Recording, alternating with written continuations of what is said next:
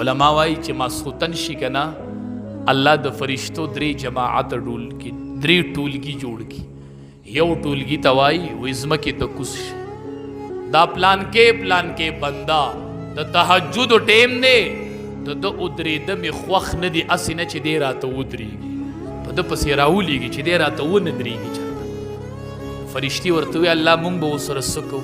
وایي تاسو لاړ شئ او داسې للو کوئ لکه دا مور چې خپل بچی اوده کوي، داسې ټپوئ چې دی چېرته پانه سي او ما ته ونه درېږي. ګورئ د ده ودرېدل مې نه دي خوښ. داسې خلق هم شته فرشتې راشي اوده کوي چې پانه سي. یو بل ټولګی مقرر کړي وي تاسو لاړ شئ، او یو بل جماعت دی چې د هغې ودرېده مې خوښ دي، هغه راته ودروئ. نو وی الله څه چل ورسره وکړو؟ وی وزر وله راپرېږدی به پاسې که نه. دا کم سړی چې د تهجدو عادت وي نه به ورسره ګړی نه به رڼی، د تهجدو ټیم به یې دی به ایکدم ودرېږي چې پاسې که نه وایي الحمدلله په دویم جماعت کې راغلی یم، الله راپسې فرشته راولېږلی، شکر دی چې ودرېدمه، الله ته مې ودرېده خوښ دي. وي دغه راته ودروئ، د دې مې ودرېدل خوښ دي او دا اول اوده کوي چې دا راته ونه کړي. یوه درېیمه ډله تیاره کړي، وي تاسو ورشئ، یوه ډله د هغې پسې ورشئ. وی الله څه ورسره وکړو؟ وی دا درېیمه ډله چې ده د دې مې ودرېدل هم خوښ دي او خوب مې ول هم خوښ دي، دواړه مې خوښ دي. نو فرشتې وی الله مونږ ورسره څه وکړو چې تا ته یې خوب هم خوښ دی ودرېدل هم، نو مونږ به ورسره څه کوو؟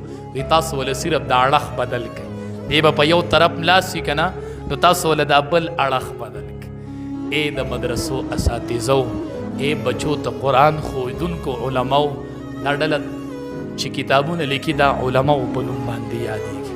دا چې د ورځې وړو ته قرآن ښودلی، دا چې په مدرسه کې وړو ته الف با تا ښودلي، دا چې په مدرسه کې طلباو ته سبق ښودلی. وی الله څه ورسره وکړو؟ رب العالمین ورته وایي اړخ وله بدل کوي قدرې. نو چې اړخ وله بدل کوي نو بیا ترې غلي شئ، که ودرېږي نو ام مې خوښ دی او که نه ودرېږي نو ام مې خوښ دی. بیا ورته څه مه وایې، خوب مې ولم خوښ دی، ولاړه مې ولم خوښه ده.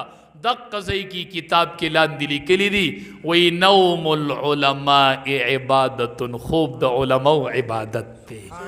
هلته به ته ولاړې، الله وایي د ده ولاړه او د ده دا خوب ما ته برابر دي، ده ته به څه وایې نه، د ده مې خوب خوښ دی، خوب